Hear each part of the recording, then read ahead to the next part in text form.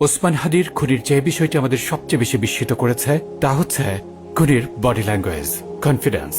খুনি যখন তার টার্গেটের বডি ডিস্টেন্সে থেকে রেকি করে, খুনি যখন টার্গেটের বডি ডিস্টেন্সে পজিশন নিতে কোনো দ্বিধা করে না, তখন বুঝে নিতে হবে তার কনফিডেন্স ইজ ড্যাম হাই। এমন হাই কনফিডেন্সের জন্য দুইটি বিষয় প্রয়োজন হয়: এক, সলিড প্ল্যান; দুই, টার্গেটের দুর্বলতা আইডেন্টিফাই করা। এই খুনের জন্য অবশ্যই একটি টিম আছে এবং তাদের সলিড একটি প্ল্যান ছিল। খুনি প্রফেশনালিজমের সাথে তা বাস্তবায়ন করে দেখিয়েছে। এই কাজ খুনিদের সাহস অনেক বাড়িয়ে দিবে, কোনো সন্দেহ নাই। বিশেষ করে দিনের পর দিন প্ল্যান করে টার্গেটের বডি ডিস্টেন্স থেকে তার আশেপাশে ঘুরে ফিরে সময় নিয়ে রেকি করে কাউকে খুন করা পেশাদার খুনের বৈশিষ্ট্য। রাগের মাথায় কাউকে খুন করা আর প্ল্যান করে কাউকে খুন করার মধ্যে আকাশ পাতাল তফাৎ রয়েছে। আমি উন্মাদ, আমি ধ্বংসক, আমি দ্বিতীয় ধরিত্রীর বলবীর চির উন্নত মানুষের। খুনি তার প্ল্যানের ব্যাপারে অত্যন্ত কনফিডেন্ট ছিল এবং সে এও আইডেন্টিফাই করতে সক্ষম হয়েছিল যে টার্গেট অত্যন্ত ভালনারেবল পজিশনে থাকে। তার নিজস্ব কোনো নিরাপত্তা নেই, তার কোনো স্কট নেই, কোনো বিশেষ যানবাহন নেই, কোনো নিরাপত্তা ব্যবস্থা নেই এবং একই সাথে খুব সম্ভবত খুনি ওসমানের বিশ্বাস অর্জন করতেও সক্ষম হয়েছিল।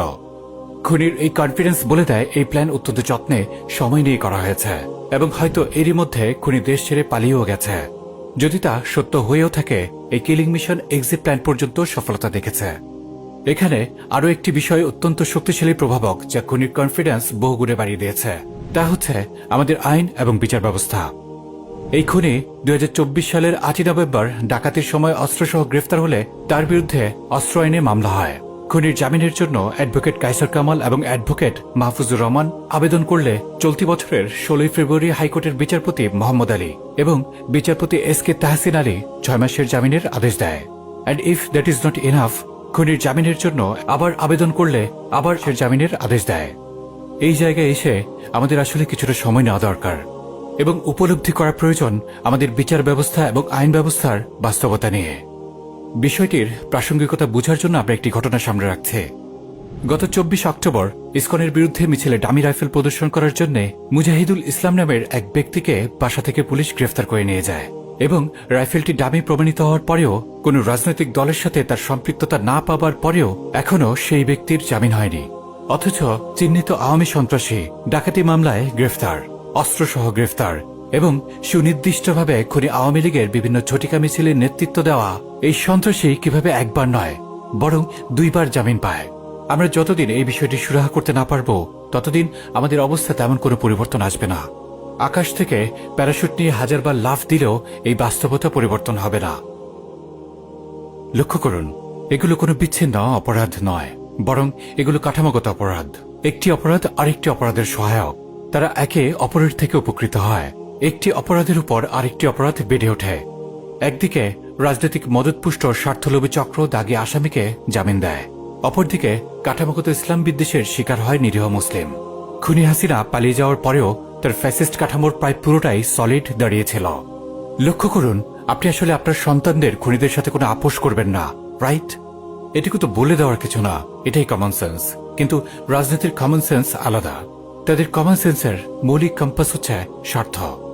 হাসিনা পালিয়ে যাওয়ার পরে তারা যা করল, এই খুনি ফ্যাসিস্ট সিস্টেমের বিহিত না করে বরং এই সিস্টেম থেকে কি কি সুবিধা নেওয়া যায় তার হিসেব শুরু করল।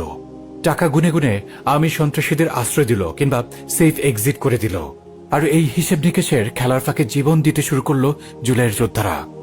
এমনকি হাদির গুলি করার ঘটনা নিয়ে যখন পুরো দেশ তোলপাড়, এমন অবস্থাতেও উত্তরাতে 2 জনকে প্রকাশ্যে কুপিয়ে জখম করা হয়েছে। কি বলতে চাচ্ছে লিখে নিন, কেউ আপনার জন্য নয়। এই সিস্টেমের অংশ হয়ে যে বা যারাই আপনার সামনে আছে তাদের প্রত্যেকের নিজস্ব এজেন্ডা, স্বার্থ আছে। জিও পলিটিক্সে সবাই তাদের নিজেদের প্রভু ঠিক করে নেয়, নিতে হবেই। এমন অবস্থায় বিদ্যমান কাঠামো, প্রচলিত আইন ব্যবস্থা কোনোভাবেই আপনাকে আমাকে সুরক্ষা দিতে পারবে না। এটি আমাদের কথা নয়। লক্ষ্য করুন, পররাষ্ট্র উপদেষ্টা বলেছেন, বিশ্বে একমাত্র বাংলাদেশ ভারত সীমান্তে যুদ্ধ পরিস্থিতি ছাড়াই মানুষকে গুলি করে হত্যা করা হয়। আর এই সমস্যার আপাতত কোনো সমাধান নেই বলেও মনে করেন তিনি। অর্থাৎ তিনি এই ব্যাপারে কিছুই করার সামর্থ্য রাখেন না। অর্থাৎ দেশ, আইন, বাহিনী, প্রশাসন আপনাকে ভারতের গুলির মুখে সুরক্ষা দিতে পারবে না। That's it.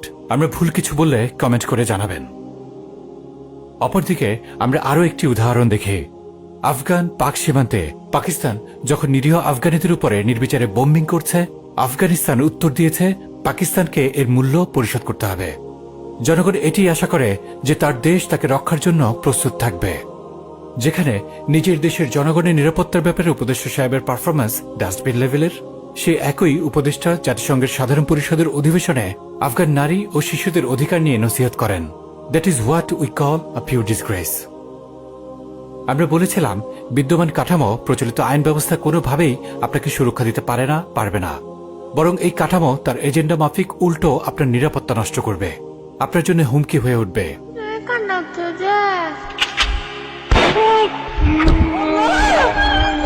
এগুলোর এত বেশি প্রকাশ্য উদাহরণ বিদ্যমান যে আমরা এগুলো আলোচনা করাও একরকম বিলাসিতা মনে করি। এমন অবস্থায় আমাদের করণীয় কি? আমাদের করণীয় হচ্ছে এই সিস্টেমকে চ্যালেঞ্জ করা। জুলাইয়ে যেভাবে সিস্টেম জনগণের সামনে নতজানু হয়েছিল, সেভাবে তাকে আবার নতজানু করা। এটি এমনি এমনি হবে না, ফ্রিতেই হবে না। এরপরে এই সিস্টেমকে একটি ইনসাফ ভিত্তিক সিস্টেম দ্বারা প্রতিস্থাপন করা, আর সেটি ইসলাম ব্যতীত আর কোনো কিছুই হতে পারে না। সাগররুনি হত্যার কথা মনে আছে? 1 যুগ পার হয়ে গেল, আজ পর্যন্ত এই মামলার কোনো রায় হয়নি। অপরদিকে এও লক্ষ্য করুন, মাত্র কিছুদিন আগে আফগানিস্তানে খুনি প্রমাণিত হওয়ার পরে প্রকাশ্যে খুনির উপরে তার খুনের শাস্তি প্রয়োগ করে ভিকটিমের পরিবার।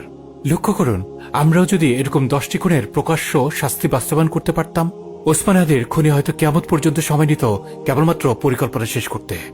আমাদের সমস্যা আমরা নিজেরাই। লিখে নিন, আমাদের সমস্যা কি আল্লাহ তা বলে দিয়েছেন, তার সমাধানকে তাও আল্লাহ বলে দিয়েছেন। সেই সমাধান আমাদের জন্য সংরক্ষণ করেছেন, সেই সমাধান বাস্তবায়নের জন্য আমাদের আদেশ করেছেন। এরপরে choice is years. Remember, even reminder gets expire.